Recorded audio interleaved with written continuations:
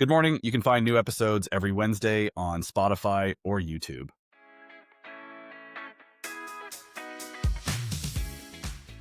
We're back for another week. Got Alex and Jason here. We are going to start off with big announcement today. We've talked about it the past couple episodes. Moving forward with a brand partnership, content partnership. We have officially partnered with Integrity Golf Performance, better known to us as IGP. And this one hits a little different for me.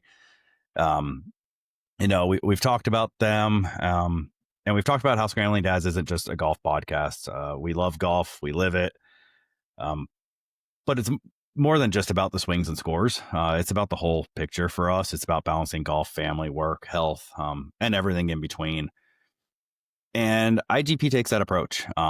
It makes sense to partner with them because they take the holistic approach. It's intentional. It's rooted in getting better without kind of losing who you are. They're not trying to stuff players into, some box of being in the perfect angle and the perfect attack and this and that. They kind of meet you where you're at, mentally, physically, and emotionally, and kind of build from there. For me personally, this partnership has been years in the making. We've been developing the relationship. I started out there as a student, probably 4 years ago. And it really turned into a friendship. I'm really good friends with all of the coaches up there for the most part. And I've seen just firsthand how they approach player development, from the mental side, mobility, fitness, their equipment fittings, and then obviously getting into the membership style simulator bays where now their members can go up there and practice whenever they want. And they truly keep integrity center of what they do. They helped me take my game to another level. When I started going to Colin, I want to say I was a 9 handicap, and I'm in the pluses now.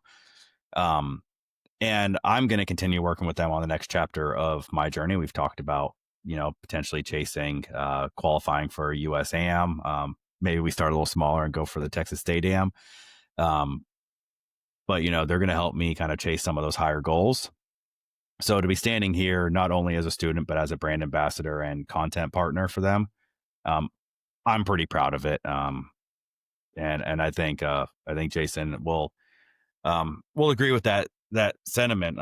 Most creators are at our stage. We're small still, don't get this kind of opportunity. And the fact that IGP is giving us a chance and believes in us and helping build what we are as we help them build as well. It says a lot. So going forward, we're going to be creating some amazing content together. We already have a handful of things in the pipe that we will get on the books and start scheduling. In-home drills, coaching breakdowns, mental game conversations. We'll have IGP coaches joining the podcast. We'll talk player development and improving at golf and life. A handful of the guys have kids. They're also coaches. So they get it. They coach parents in our position every day. So this isn't just a logo partnership. It truly is an alignment of values and philosophy and purpose. Both our brands are built on, growth, humility, and integrity. So it was a perfect alignment. So if you're serious about improving, not just your golf swing, but the whole approach, go check out IGP Golf. And obviously, if you're in the DFW Metroplex, you kind of need that one there since they are local. It was the right move for us. I couldn't be happier. Jason, how are you feeling about this?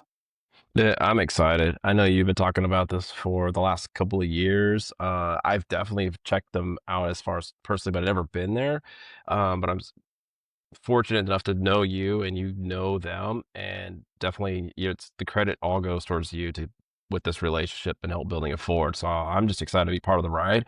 I'm excited too because you talk about how it changed your game in several different aspects, and that's one of our things that we've talked about is what am I going to do to help me get to the next level? Now, my next level might be the senior am or something like that, but it's just the the potential to where this can really go as a partnership for us, for them, helping us in so many facets is incredible. And I do like the fact that you were a student and kind of paying it back, paying it forward. I don't know what correct way to use those terms, but it's it's unique. Like I've been part of programs like martial arts for years, was the student, became friends with the owners, the instructors, and then flipped it. And then I became the one helping others coming in, teaching. And it wasn't obviously about just the martial art, the moves, the kicks, is about the philosophy, the beliefs,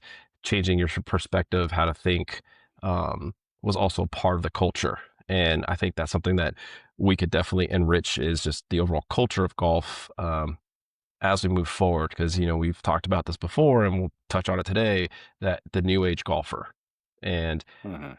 I think a lot of the new age golfers, even some of my players, their system of understanding golf is watching YouTube guys, which isn't bad, but there's a huge element that's missing, a foundational component that's missing between learning it the right way versus watching guys who've been doing it for years and trying to Mhm. pick up what they're doing. So, yeah, I'm really excited to see how this moves forward. Probably gonna cost me more money because I'll go in, get fitted. It's like, oh, you need completely new equipment. Yeah, I like that. Okay, here's a couple grand. Yeah, uh, the access to gear is probably not what we need, and our wives aren't going to love that part of it. But you're 100% right. These guys are. I'm a testament to what they're capable of doing.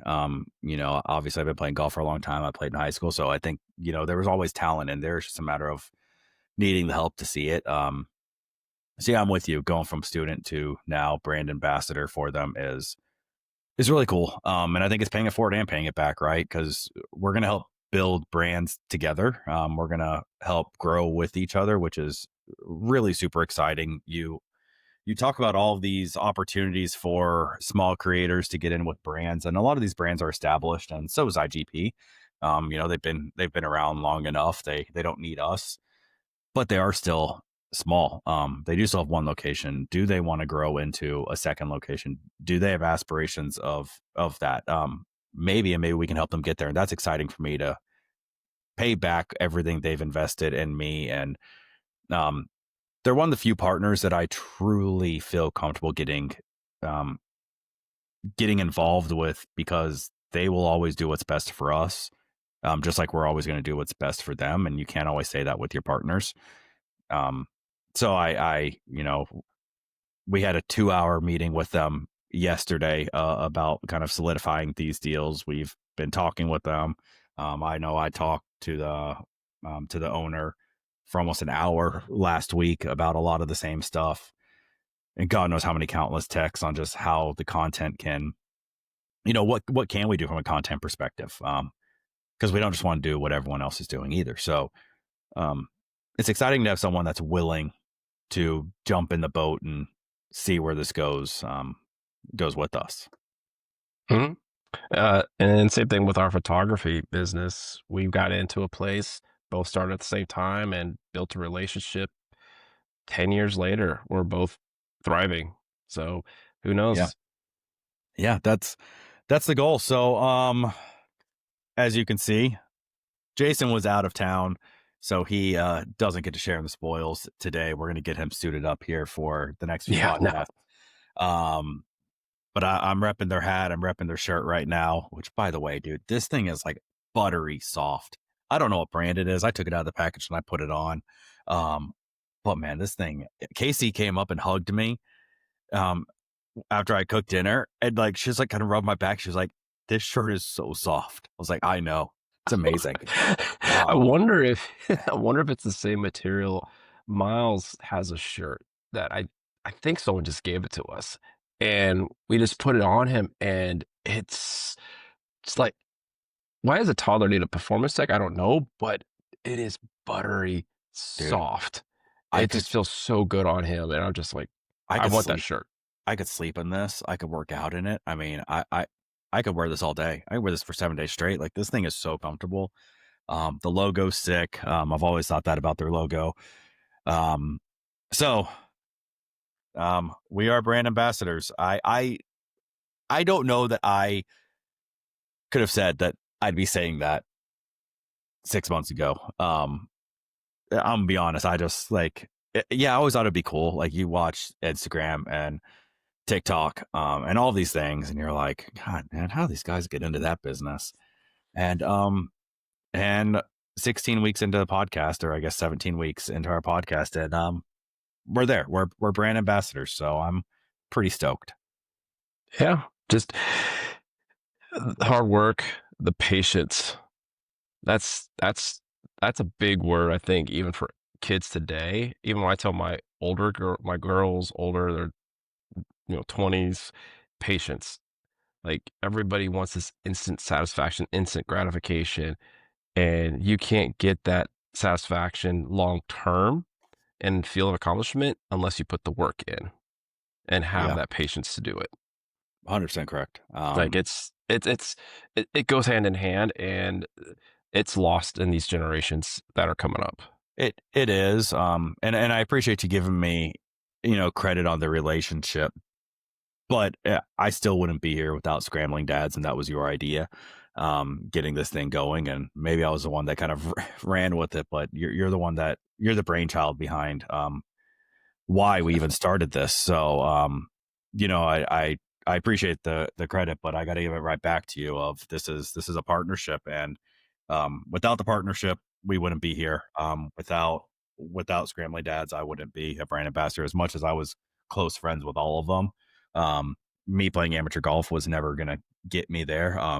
Us having a social following and having a podcast and being able to get their name out there and growing with them is what pushed that over the finish line. So I'm excited to be doing it with you. I'm excited that we have a good partner on board, and I'm very, very much looking forward to getting some of this content filmed and on the books and released for everyone to enjoy.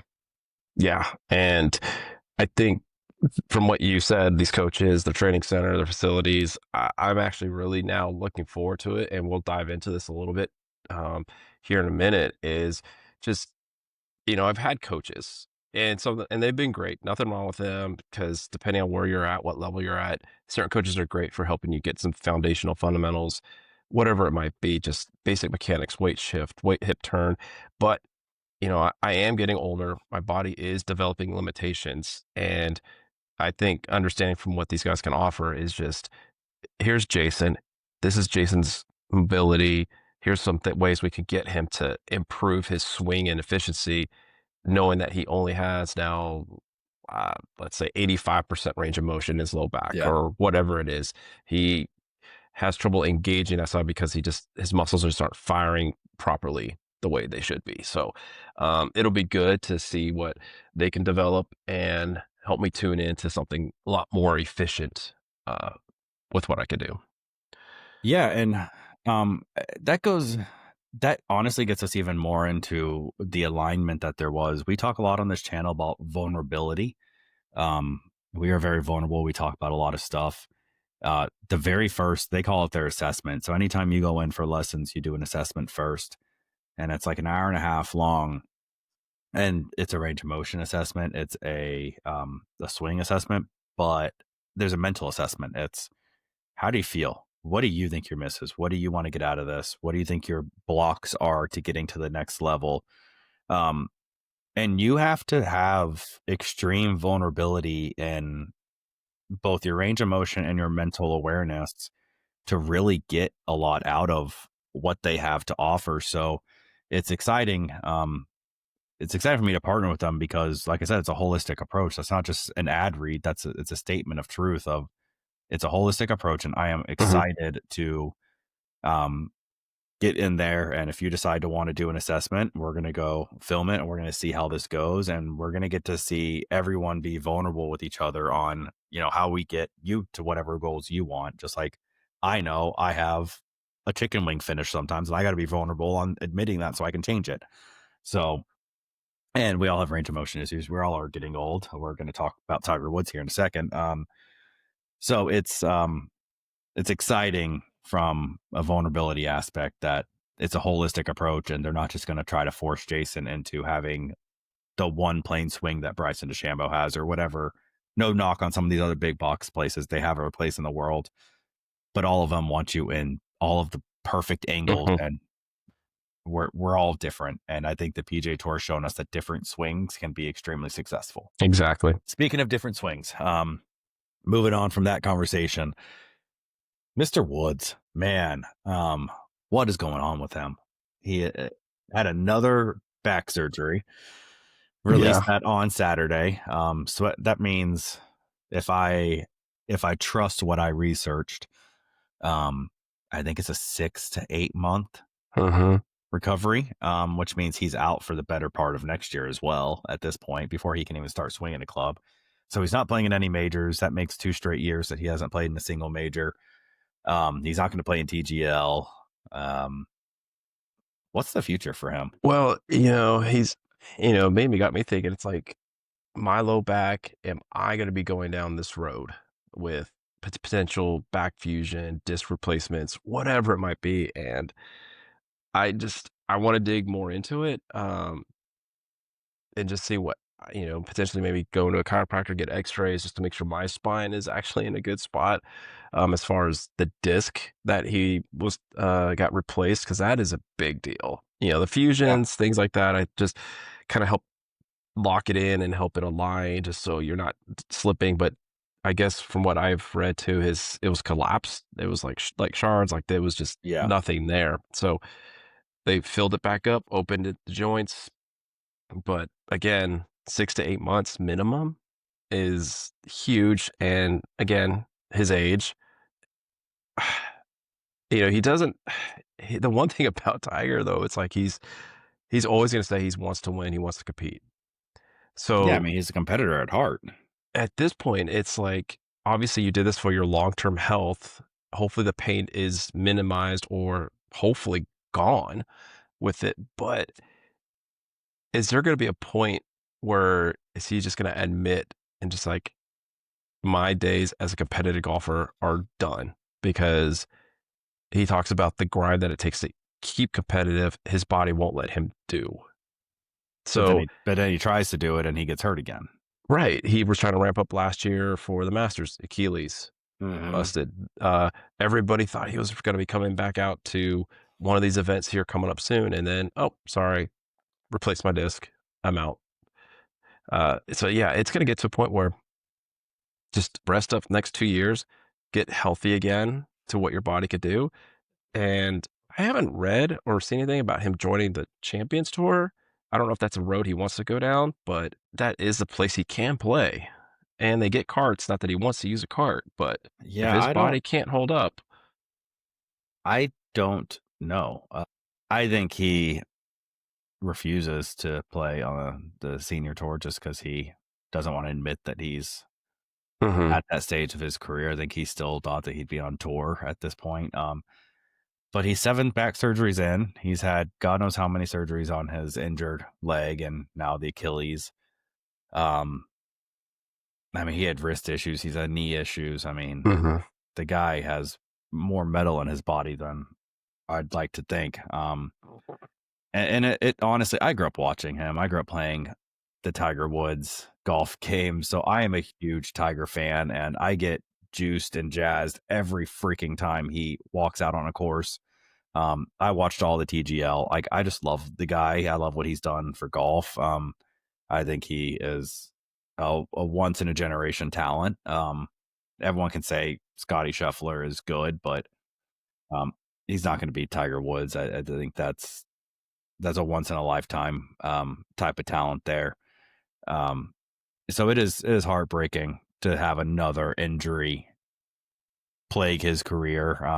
And it's tough because you go to the what could have been, because how many Mhm. times has he been hurt and 5 years later come back and won more? It's like, well, what could he have done during those 5 years? Mhm. Like, I think had he had zero injuries in his life, which is obviously easy to say, it's easy to say for anyone. You can say it for Tom Brady. You can say it for any of the big guys. Um, if he had zero injuries, how many wins would he have had? How many majors would he have won? I mean, And gosh, yeah, if he didn't have any issues, well, the real injury issues didn't come up until until obviously later. I think what set him back was this whole scandal that Well, yeah, he had a set span him in what, back. '08 to 19, didn't he have a span there? Yeah, didn't he had his busted knee? I think that was '08 was his last major. Had the knee surgery. Then I think '09 was the whole scandal. Then he Uh-huh.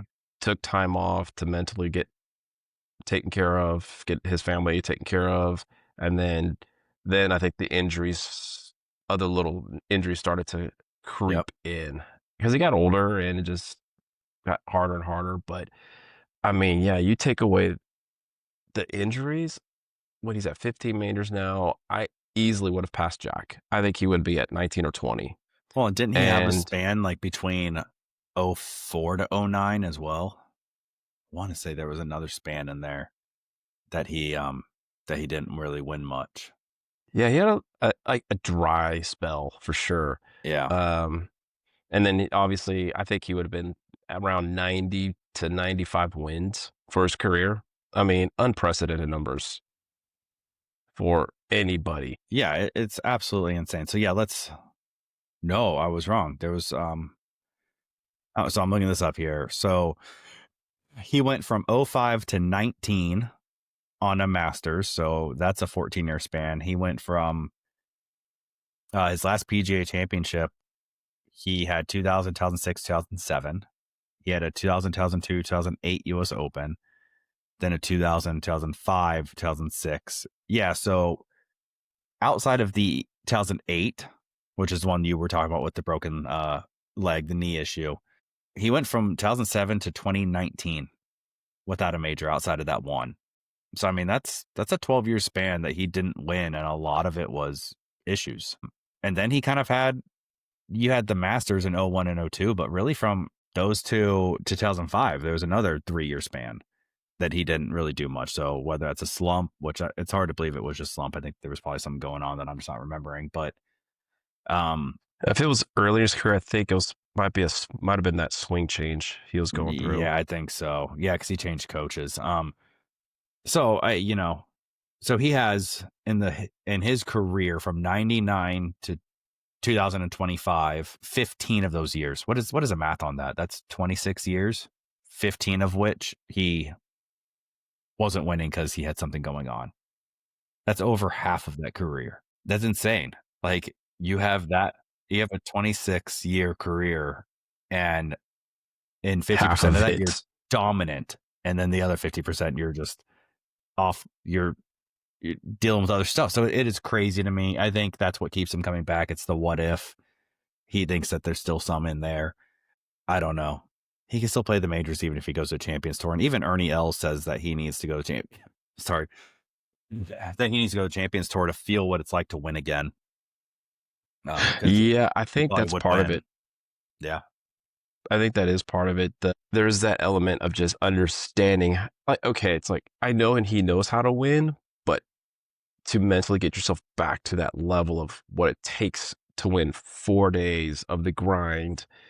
And obviously the mental game is probably going to be there. It's just, is the mental now combined with the physical? Like, can he overcome his physical inabilities and limits to push through on those Well, rounds? so let's dive more into that. The mental side. Last week we talked quite a bit about just the negative positive culture that we live in.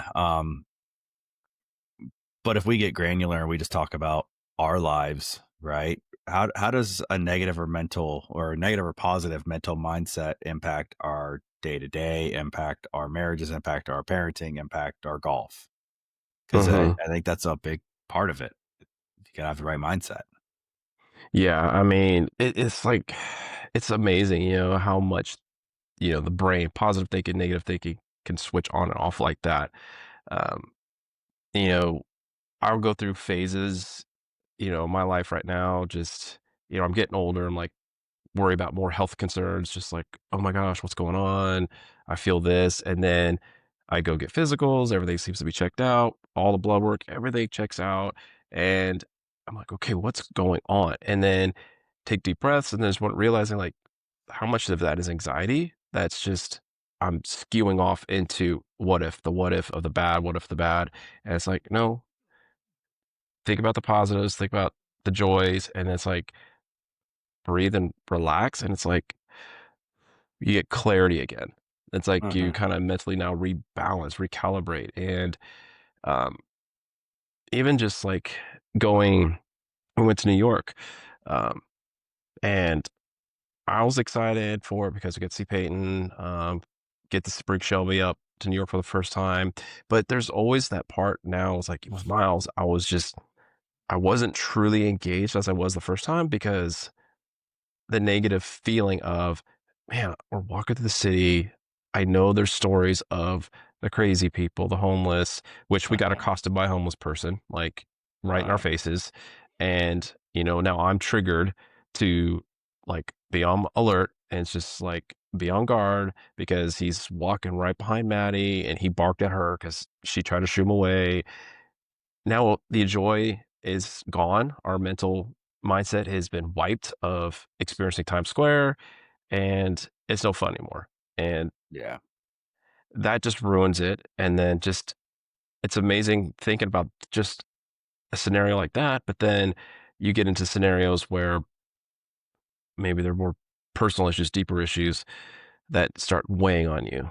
Like whatever the stresses is, finances, and then you try to take that and like, oh, I want to get away and go to play golf. And you realize like you go on the golf course and then some of those things start to creep up on you. You start having a bad ground, bad game, and then you start worrying about your golf swing, start triggering that, and then it just spirals. Everything just starts to spiral. So, yeah, how do we recalibrate? How do we relax our minds is always going to be a battle.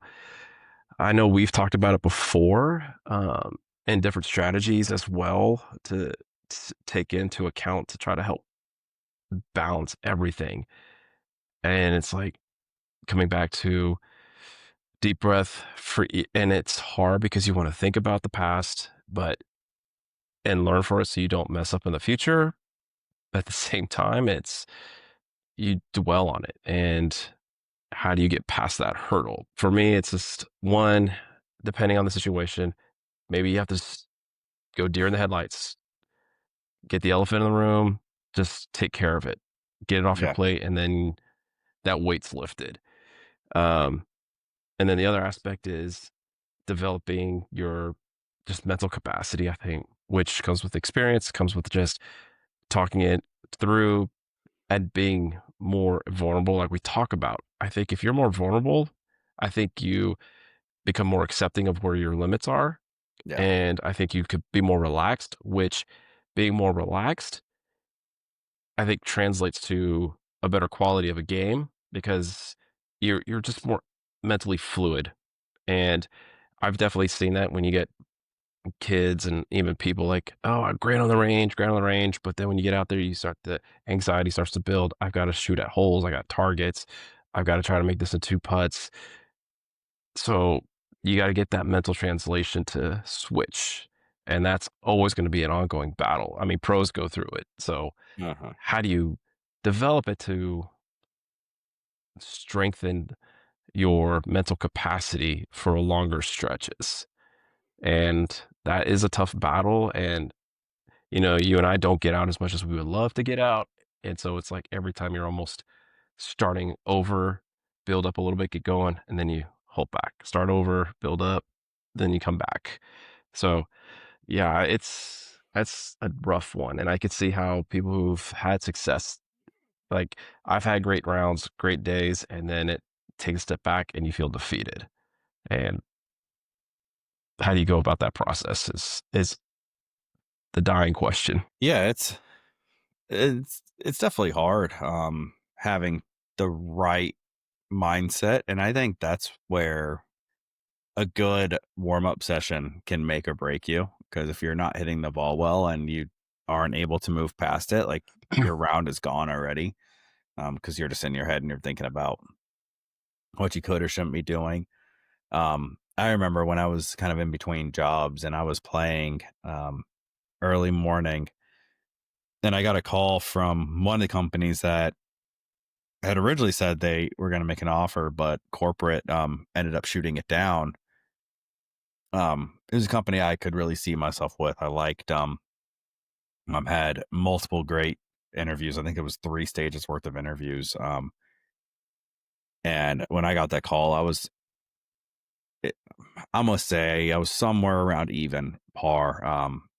And I made it like 4 more holes, and it was Mhm. like double bogey, double bogey, double bogey. And luckily, I was making the turn at that point. So I was only, 6 holes in when I made the call or when I got the call. But I ended up just walking off the course. I was like, my mindset's not there. My mental's not Mhm. there. It's not going to get better. I'm frustrated because, they said that I was going to be able to go work for them, and then corporate shot it down. Um, so it was like, it just sucked. Right. And it changes your mindset. And it's the same with, you know, parenting. It's hard. Like, oh, I'm going to go to the range, and then one of the kids acts up, and you're in this frazzled state of mind because you just got onto them. And now it's like, well, I need to decompress just so I can hit some dang balls. And by the time I do that, I got to get back home. So it's, the mental mindset is hard to overcome, and you have to be really good at compartmentalization, I guess. Yeah, and here's like even yesterday, like Miles was fantastic through the airport for the flight patient, and then yesterday evening he just flipped and just like it was like a weird screamy cry. We couldn't figure it out, and Shelby's trying to do something, keep him calm, and then you're trying to stay calm, but you feel them on you. They're getting hot. You're getting hot. You're getting Uh-huh. flustered. And then you start losing your patience. And then it's like, here, take them. And then you hand them off. And then you're trying to do something. And then it's just, yeah. And you need that time to decompress. And he did nothing wrong because we didn't know what was going on. But you just feel that elevation and you got to process it. And it is hard to just shut it off. It's like, move it or just throw it away. Like it's not as easy as dragging it to the trash can and hitting delete. Hmm. And it carries with you. And that is something I think kids today and younger generations have a hard time processing. And how do you teach that if, ourselves also struggle at times to move it aside? Um, it's tough. And I guess it depends on the situation, I guess. Um, It does. And when we put that towards a golf course perspective, I was texting one of my buddies the other day, and he was saying, I guess he's played twice, and we were kind of talking about both rounds, and he was like, "Well, the first one, we got paired. It was like him and his brother. They got paired with some randoms that just were not fun people to play with." And he was like, it got in my head. Like they were not great to play with. They just weren't this, weren't that. And he ended up shooting a bad round. Then the next round, I think it was more, he was just trying to implement too many changes at once. So then you just get in your head that way. But it just goes to show you, like, there's so many mental factors that go in on outside of just the fact that we're amateurs and we don't have a repeatable swing from day to day. Um, right. but then throw the mental side of it. And like me, we've talked about it. I'm a mental head case when it comes to slow play. I played in a scramble yesterday for work, and it was a 6 hour round, and I was so frustrated. Like I was over it. I was pissed. Like, no joke. We got, I think, probably 11 holes in, and then every hole from 12 through 18, we were triple stacked on every tee box. And we played the hole fast. Like, once we played fast, but then we were triple stacked again. And I was so frustrated. Like, beyond, like, it was annoying. And anyone can say, like, oh, well, you got to play golf for work.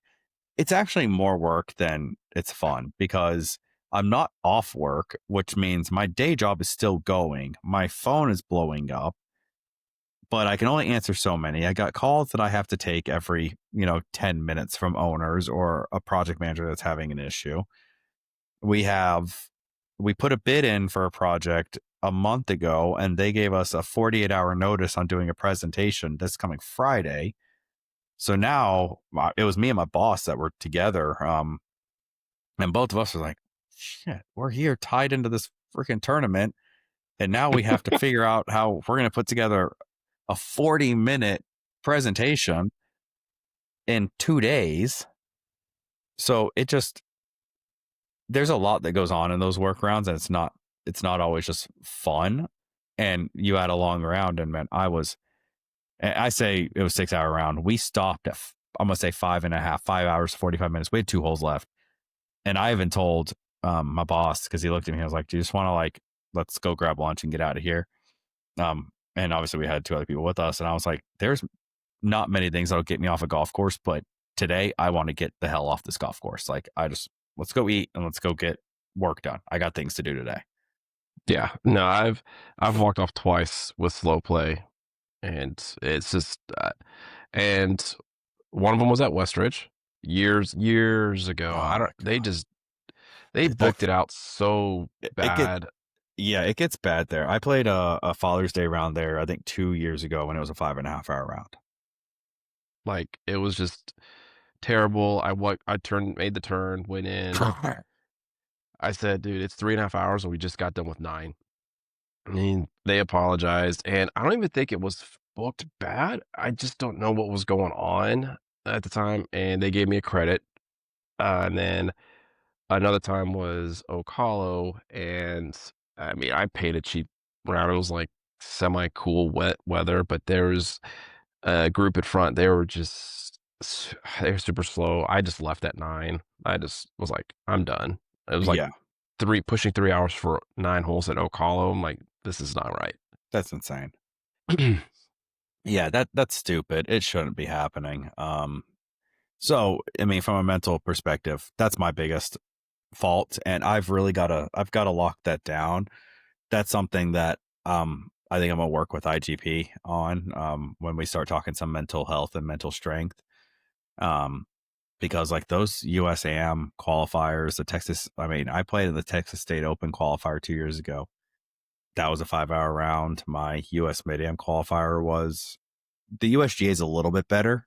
They'll put people on the clock than TXGA is. Um, but even so, my US Mid Am qualifier was still close to 5 hours. Because it's ball and hole. You're putting everything out. People are grinding. Mhm, I mean, in the grand scheme of things, there is a lot riding on these tournaments. Texas State Open obviously is a paid tournament. The Mid Am obviously isn't, but if you go to the Mid Am tournament national and you win it, history has said that the winner of the Mid Am gets an invite to the Masters. So it's not a small reward at the end of this. So people are going to grind over getting into this tournament, just like they're going to mhm. grind over playing in it, because that that's a make or break deal. I mean, the Mid Am, he was actually just on the Subpar podcast, the the guy that won it this past year, and like he's gonna get to go play in the Masters. And Mhm. he played a little bit of professional golf, I think, early, like long time ago, and then he got his amateur status back. Um, but he's just a realtor in like Illinois or something like that now. And his life's about to change, being able to go, like, he gets to say he played in the Masters tournament from here on out. And he may never play an ounce of competitive golf after that, but that still changes your life to have that experience. Yeah. So I say all that to say people are going to grind over this stuff. So it's going to be long rounds. I've got to be better and not get in a negative mindset. I don't know how. That's for IGP to untangle the web that I got in my head, which is a scary place. But someone's going to have to do it, because I can't let my golf struggle because I waited 5 minutes to hit a drive. Yeah, that's a tough one. I'm not as bad as you on that end. It does frustrate me when there is slow play, but yeah, Dude, that's a tough one. yesterday it was funny. I just got so frustrated that like when it was our turn to hit, I'm I'd be willing to put money that from minute T was in the ground to ball on the ground down the fairway was 10 seconds for me. I was so frustrated that it was taking long. Like, I put the ball in the ground, I set up, and I swung. Like there was no pre-shot routine. There was no, and the funny thing was, I was piping my drives. Like I hit one.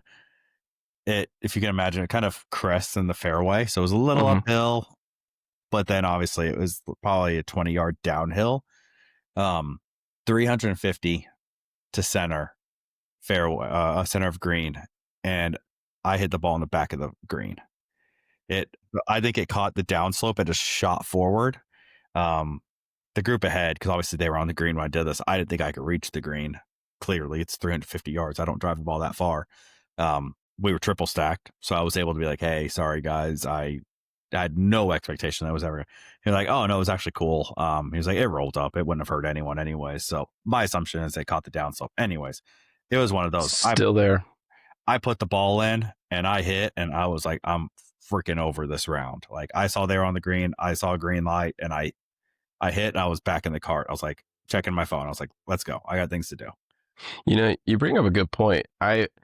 I've noticed at times, and I think you might have been with me a few times. Literally, when I walk up to a putt, don't even sit on it, just all right, there it is, hit it, it goes in. Or like when I messed around just this last weekend, 2 weekends ago with Miles and Shelby, I pretty much played 2 balls just because I haven't played in a while.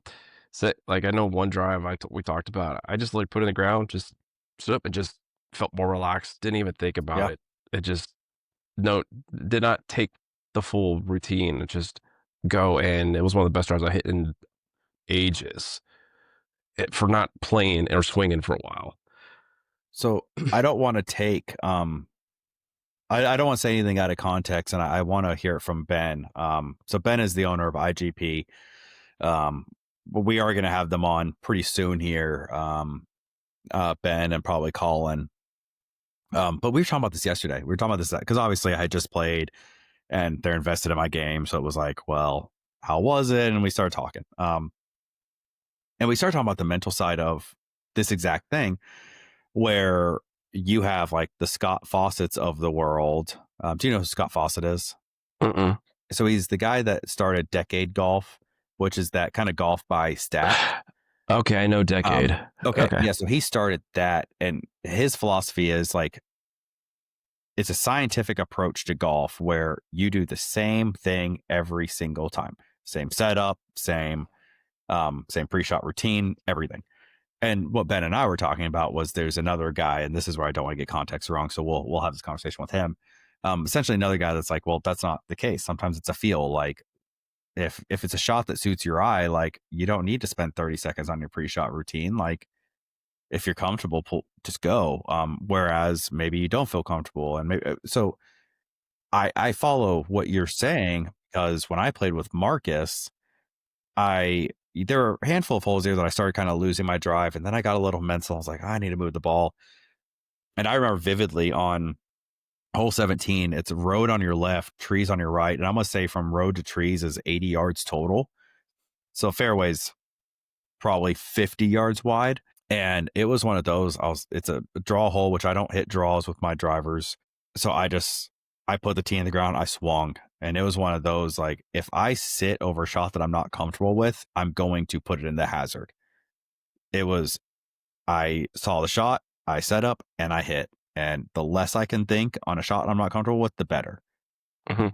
And that's exactly what Ben was saying. Was it's not a one size fits all, even for each person for each hole. Like you go until you're ready, which is kind of like what Brian Harmon would do with his 30 freaking waggles. Like he pulls the trigger when he's ready. And yeah, it's Ah, annoying, but like, okay, it's not a set routine. Does Rory look at the target the same amount of times on every drive? I don't know, but I bet not. probably not. I mean, one of the things that I don't know if it's just more of a I just need to be more tuned to just doing it, is just being more mentally committed. Like going up, just whatever, like study the whole, especially if you know the course, it makes it easier. But just knowing the course, uh, and or even scouting out. Well, obviously, we got all GPSs. If it's especially a new course, you're going to map it out. You're going to look at it. You're going to see landing spots, and just commit to the club and just go with it. Like, because then if you start questioning your club selection, boom, you're already took yourself out of it because now you're Yeah. doubting whether you're going to get it there or not. Just play to that spot where you know that your yardage, that's another important thing. Know your yardage. Know roughly your yardage. Even if you hit it perfect, you may get an extra 10 yards on a Yeah. roll and another 15. But just you got to mentally commit to it. Just set up and go. Like, don't stew Yeah. over, oh, I should have did a 5. Oh, I should have did a 6 or hybrid, whatever. Well, I love what you said there, the commitment side, because I think they feed into each other, right? Confidence is going to breed better commitment. And for all of those that have listened or watched the Scratch on the Bag episode 1, Marcus and I had that exact conversation after hole 2 because he parred 2 holes in a row, which as a 18, 19 handicap that doesn't shoot under 95 often, you know, probably doesn't par many holes in a row. So we parred holes 1 and 2. We played it right. And his exact wording was, "It's really easy to commit when you see and execute exactly what you thought." So when Mhm. I was saying it's a left center putt and he put it and it goes left center or it goes center because we planned for the one ball move, he's like, "It's easy to commit to that." That breeds confidence and then it breeds commitment because you are confident that what you thought is going to work. So it's funny how these things all go hand in hand, and it can go the other way too. Yeah. Negativity creeps Mhm. in and you're like, instead of saying, "Oh, I want this to happen," it's like, "Oh, I don't want that to happen." Then guess what happens? Exactly what you didn't want to happen.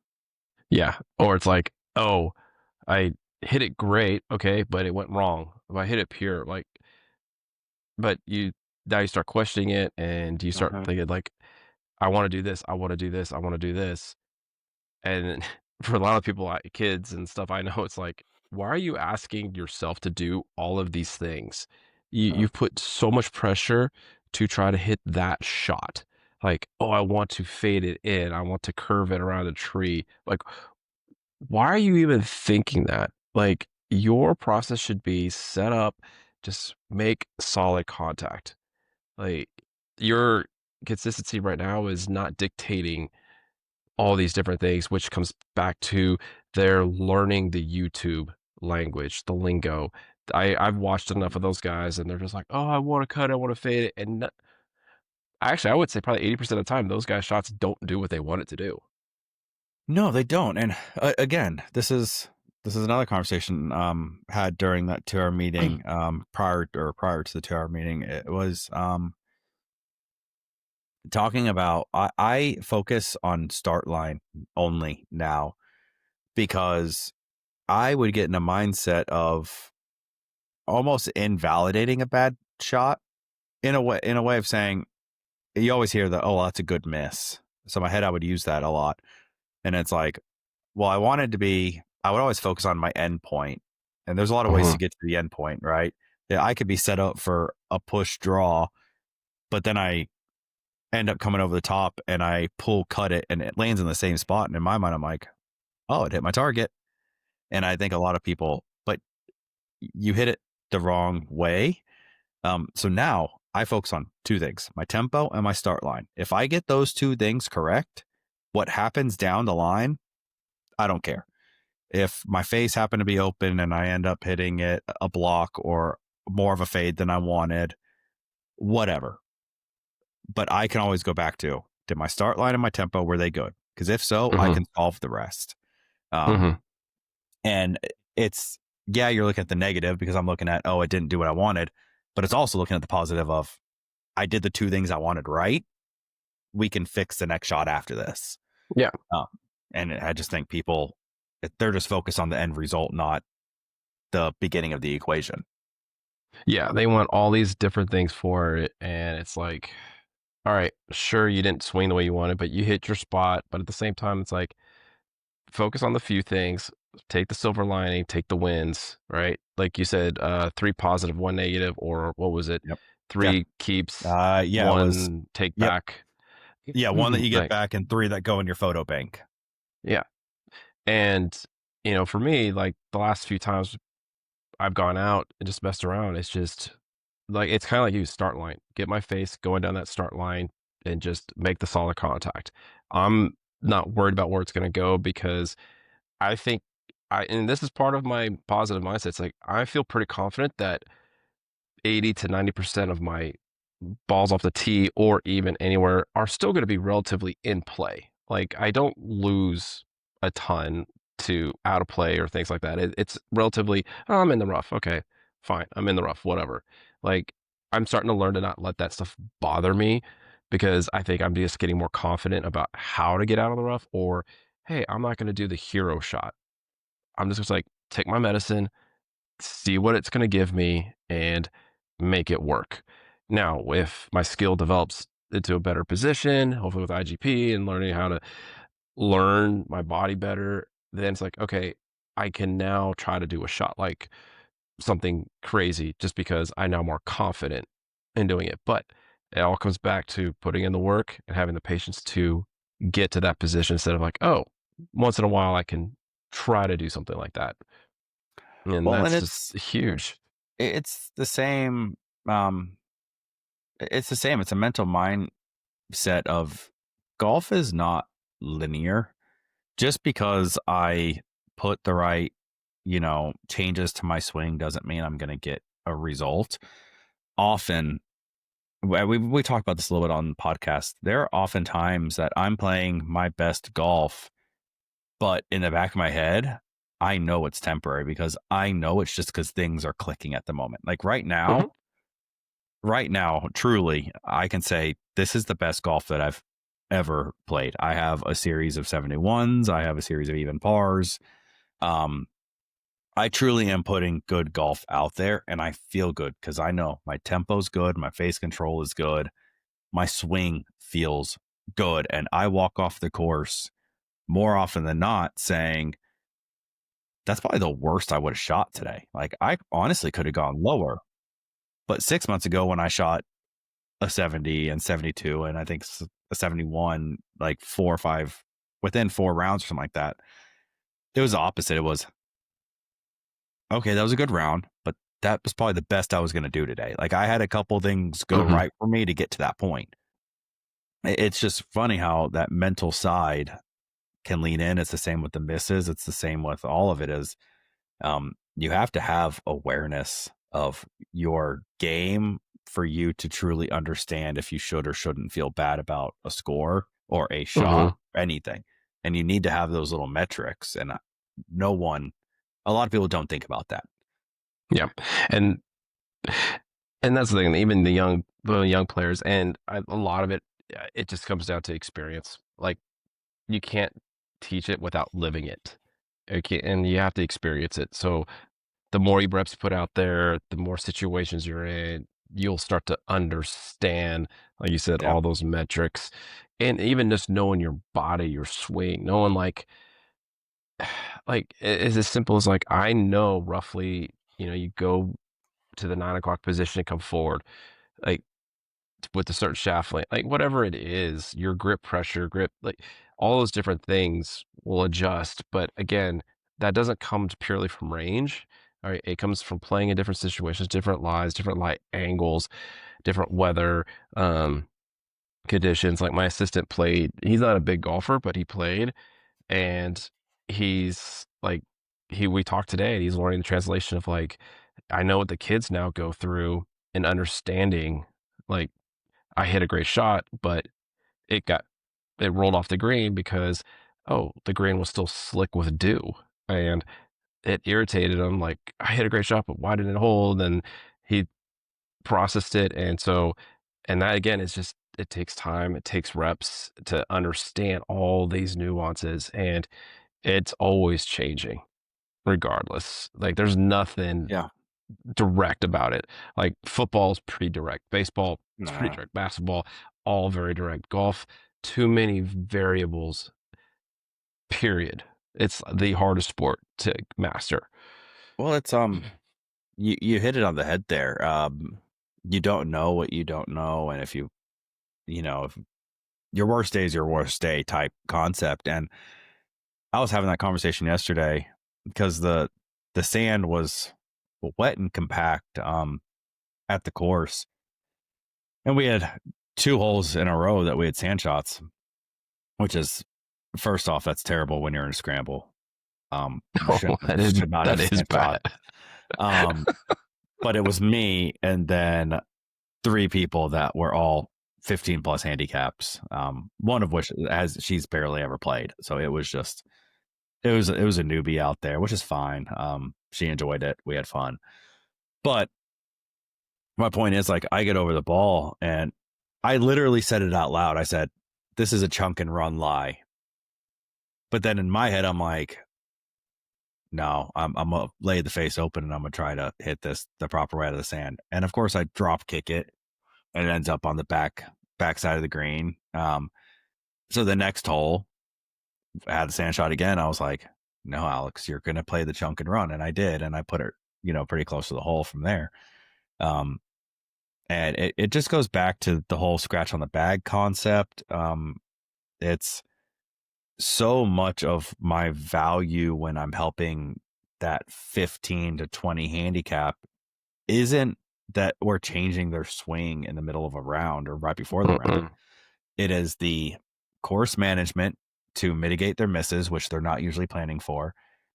It is adding safe shots, whether that's learning how to use your 9 iron to do a little bump and run around the green, or honestly, if you can't putt it, go to your 3 wood. It has Mhm. a little more meat to it, and it's the exact same thing as putting. So you can get a little more power behind it. But those are not shots that a 20 handicap or 15 handicapper is going to think about. Um, so that's where, I bring the value. And I said this to my boss yesterday after I did that. I tried to hit a sand shot like a sand shot. And I literally said, this is why I am where I am in my golf game. And I haven't gotten to the +3, the +4, the +5, not because my swing's not there. I mean, we talked about a 350-yard drive. I have a swing that can get me into the deep pluses. It is the mental and it is learning how to play the right shot at the right time. And that takes someone teaching me just like I'm teaching someone else. Yeah.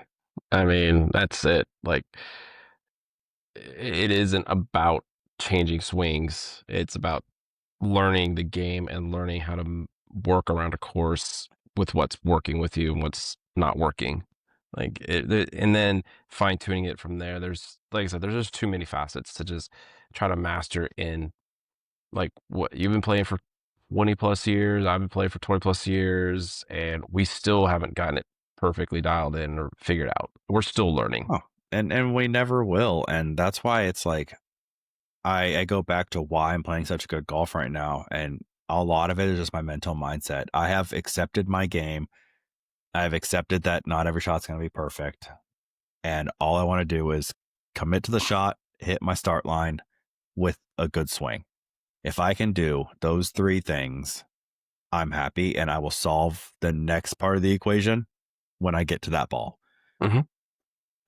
But it all starts with the mental. And now I know it's the mental. I've been playing a lot with people that I really enjoy playing with. And I know it's the mental. So now I just got to solve the mental part of it of when I'm not playing with people that I'm truly comfortable with, or when I get in a competitive setting, how do I keep my swing confident? Because it's when I get in the competitive setting that I start to struggle. Hey, when you make it to the Masters, I'm on your bag. There's no question about it. Well, I don't know that there would be anyone else. I mean, got to stick Scrambling Dads together. That's right. I'm gonna It's change like my name so that on the back of your bib it says Scrambling Dads. legally change it for the tournament to Legally change it just Scrambling for the Days. tournament. I have to get a new Hey, license and I just everything. want to wear the jumpsuit. That's all I care about. I have been trying to get Casey to let me have Bella dress up as a golfer for Halloween so that I could buy the jumpsuit just to wear it for that. She won't let me do it. She just actually just gave me an idea. Shelby's been dying to figure out what can Miles wear. He could be a golfer because he loves. I mean, Yeah, he's just all about golf. dress him up as a golfer, give him a golf club, and you get to wear a caddy outfit. Yeah, I think I might have to pitch that to her. Like today, we get home, and of course we go to New York. There's He's not playing any golf nor messing around with his clubs. We get home today from school. He finds his golf club and he has his term of golf ball, which we know it's golf ball. And so he starts hitting it around. He points to the TV. So this is my fault because I turn on Brian Bros. That's his favorite channel. And so he wants to play golf. Well, they're on playing golf. So, but Shelby's like, I just want to watch a show. So she puts on K-pop Demon Hunters. I don't know if you heard of it. Great movie. Great movie. Yes, she loves it. I haven't watched it fully. I do like the music. You need to watch Um, it. It's actually a really good kid movie. yeah, that's what she's been talking about. So I need to sit down and watch the whole thing through. But he's literally trying to play golf. She turns it on and he points to the TV and goes, Papa. He he wants golf That's so and doesn't funny. wanna watch K-pop Demon Hunters, and then he watches it, but it's just funny, so I'm gonna have to pitch that to her. Honestly, like, dress up as a little golfer, I'll wear a You caddy outfit, absolutely should. and she 100%. could be, the cart girl, I don't know. Look, if anyone is questioning why we chose the colors of our logo that we did, it's, I mean, come on, it's like the Masters green. Yeah, We got to be green.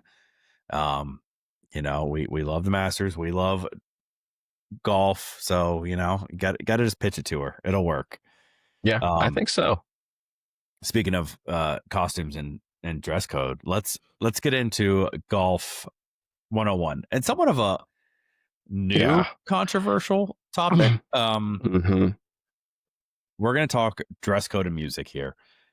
Um, let's start with the less controversial music. How do you feel about music? I don't mind music, um, while we're playing. I usually don't play it out loud for me, but I'm on the range, I'll have my headphones in, but when I and if it's a good choice of music, which for the most part it's been pretty good, but when you're 30 yards away and you can hear the crap coming out of another cart, that's when I have an issue. Yeah. Like, you're trying to putt, someone's on a green 30 or 40 yards away, and you can hear every word. Sometimes carts are like, you can hear a little music, but you don't know what's lyrics, but you just Yeah. hear it. But when guys are blasting it that loud, I'm like, "What are you doing?" Luckily, we live in a place where mostly it's country or some kind of country-esque music that is Yeah. bumping pretty hard, but I've been in California, and it's been some other Yeah. like head bashing, rock, just stuff. It's just, guys, this isn't the place for that. Keep the music within, like, if you walk away from your cart, I would like to say cart path to your tee box. And that's typically about 10 yards. Like, you Yeah. should, I was going to say 20, 30 feet. So we're about the same there. yeah, something. And I mean, as long as you could just hear it at that point, and it's like if you go outside tee box, going the other way, you can't hear it, that's fine because you know you're not disrupting pretty much anybody around you. That's my level of music that I think should be allowed. Yeah. No, I think we're in alignment there. I love music on a golf course, same as you. When I'm on the range, I have my headphones in. When I'm gonna go practice at IGP, I will have my headphones in. Um, that's just what I like. I like the music. It helps me just stay in. If I don't, I'm listening to other stuff. So it just helps me really focus on and be in tune to what I want. Um, so when we play, yeah, I don't mind a little music. I like a little music. It cuts the noise. Actually, when I played with Marcus, he even made a comment. He was like, "I'm used to playing with music on because we didn't obviously because Mhm, we're right. we have the cameras rolling, we have mics rolling, and it just wouldn't be good quality. So we weren't playing music at that time."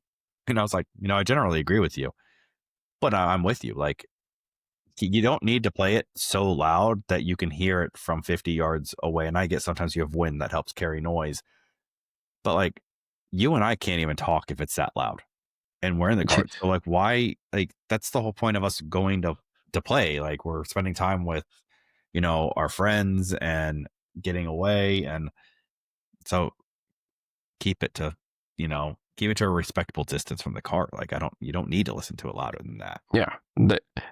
It's like, exactly, what are you doing? Like, are you actually deaf? And that's why you need to play it that loud? It just it's Yeah. just insane. And then when you get two cards that are playing it that loud in the same group, and now we have some hodgepodge of pop country or freaking techno rap, and you're like, what? I don't even know what I'm supposed to be listening to. Yeah. Like, and you can hear it from 100 yards away, and it's just not fun. The one time I actually was really cool with the music, and it was we were both walking, um, and he had a speaker on the walk cart, and it was like just like a jazz. It was like a cool jazz, and I was like, "This," he's like, "I hope you don't mind." I'm like, "No." I'm like, "That is actually awesome." Like, that stuff, I mean, it wasn't super loud, and I wouldn't want it any louder, but I'm like, "That was perfect." Like, it just was good. So don't ask me any follow up questions of this because I'm not going to be able to answer them. But you say jazz. There is a station on Spotify, Jazz Rap, and it is actually it is a banger on a golf course because like Jazz rap. it's Okay. kind of like low tempo jazz. Like I almost put it with like coffee shop rap. Like it's not high energy. It's kind of mellow and cool and has a lot of like melodies to it, but it's not just jazz. Like I don't know.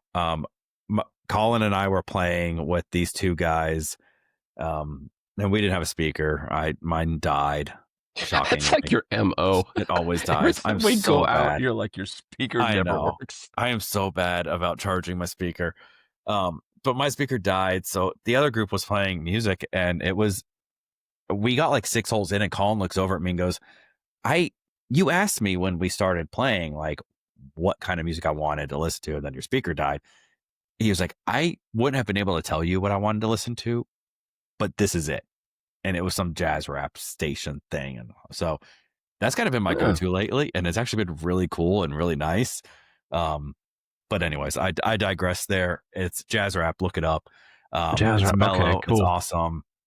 Because I It hit. use YouTube, like, when the kids work in the classroom and stuff like that, I put, like, a bossa nova jazz, like, ambient music, and, always looking for something different just to kinda mix it up. Sometimes the jazz comes in a little too slow or too wonky with the piano, um, but just always something because I'm looking for the cadence, for that steady cadence of, I think it's like 80 to 100 beats per minute or whatever the frequency, I forget, but I just type in music Yeah, beats and it pops these up and helps train the brain waves to kind of focus and concentrate.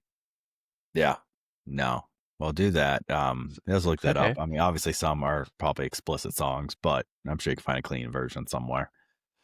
Okay, let's talk about the more controversial of them. And before we talk about it, I'm going to ask you just to give me like a yes or no. So we're going to talk dress code. Um, one, do you think it is a one size fits all from course to course? Should be the same dress code every time? Personally, I think yes. Okay. How do you feel about blade collars? They were a thing. At the time, I would say because Tiger wore 'em a while ago, I was like, Hmm. okay, but now I'm not. I don't care for them. Not on guys. For females, I think it works. So you don't think they have a place on the golf course? Not entirely, no. Like I said, females, yes. For Yeah. guys, no. Joggers? Yeah, I like joggers. Okay. Untucked polo. I'm guilty of it. I know I need to tuck it in more, but it needs to be Right. tucked. Hoodies, No, I only wear a hoodie at the range. but not playing. No, I got like the regular, like, fitted, like, I don't Quarter, even know how to quarter describe zips. it. The quarter zips, yeah. Yeah. Okay. And the only sweatshirt if I need something heavier would be like a crew neck, because I don't like the hoodie like sometimes flopping around if it gets. Okay. So it's good that we aligned on music because we do not align on clothing. Um, so I have been very blessed in my life. I love how like I like go to push my hair back that I don't have. I don't know what I'm doing there. Hey, Um, I think we need to do a challenge where if I beat you, you have to let whatever hair you have grow out for like a week. oh God, I would be so gray. I would do it though. I would do it. Casey would kill me. Just for a week from like, hey, podcast, we play on the Week's not bad. weekend or If we something. do it over the holidays, Casey wouldn't care. Yeah, I'd be down for that. God, that would be so great. Anyways, um, I've been blessed to play a lot of nice courses, and I think a nice dress code is totally appropriate at those courses. They're built on um a culture and a prestige, and I get it, right? That'd be like Hmm. saying bankers should be able to wear t-shirts to work. Like that's just not going to happen. It's a suit and tie. Um, so and I grew up. My dad raised me. We've talked about this. Like when you go to an interview, where you wear a suit, you respect the people's time. Like take it seriously. Hmm. I hate the athleisure um, culture that everyone's in, where it's just constant athleisure everywhere you go. Like I don't love Hmm. that. So I'm all for wearing nice clothes at certain places. At the local muni, I don't want to wear a polo. I'm sorry. I don't. I like honestly, we talked about this buttery soft shirt. This is probably going to be my go-to when I go play at Westridge. Um, I'm all for a UPF SPF hoodie. I toss one of those on during the summer. That way I Okay, can cover my let me back arms. up there. Are you talking like the t-shirt thin hoodie or like the full where you doesn't matter? It doesn't matter. Same concept. Okay, Because because I'll they're wear a t-shirt hoodie, the thin hoodies. I won't okay. wear a heavy hoodie.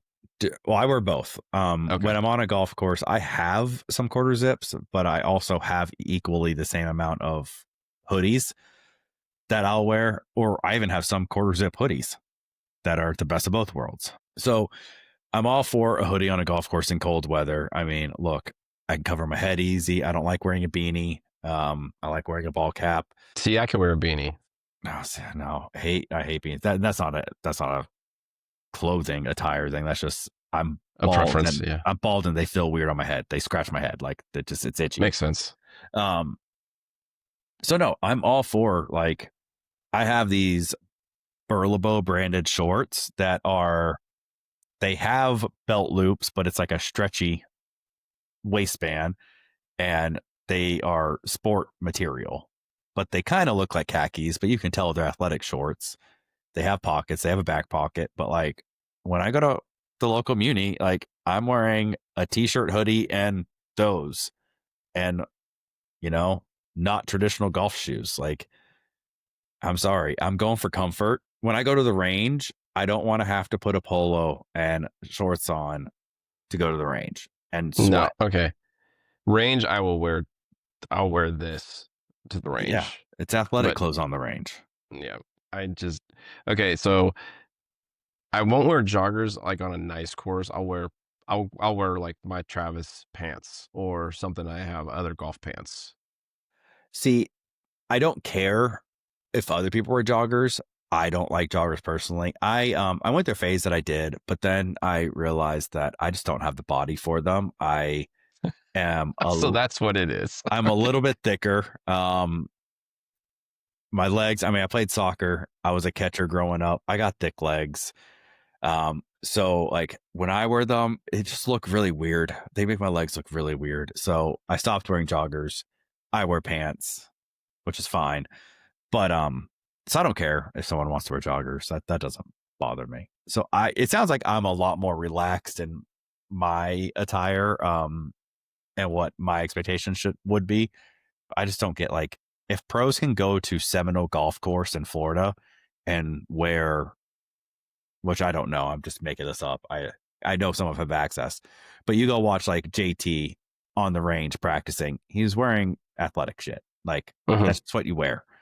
So I think that's appropriate. And if I want to go play 9 holes after that, like I want to go play 9 holes wearing athletic stuff. Yeah. The range is definitely more athletic clothes because you're grinding hour, 2 hours hitting a lot of golf balls. It's not like you hit a drive, hit an iron, and go putt. Like, it's and you're not carrying your bag. Like, the range, you're definitely grinding, and I will wear athletic gear. I'll wear whatever athletic gear because I'm out there and I'm pushing, I'm putting reps in. That's for sure. Yeah, I don't know. This was years ago now when I was a member at the country club. My buddy and I would go before work and hit balls once or twice a week.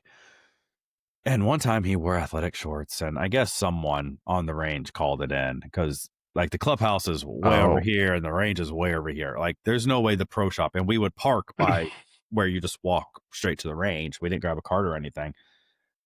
So someone had to call it in because there's no way they saw it.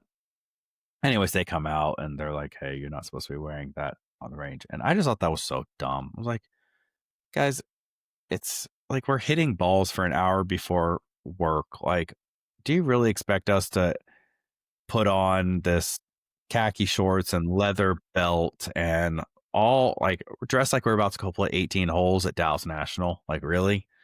Like, we're here for 30 minutes, 45 minutes. We're gonna hit balls and we're gonna go home. Like, come on."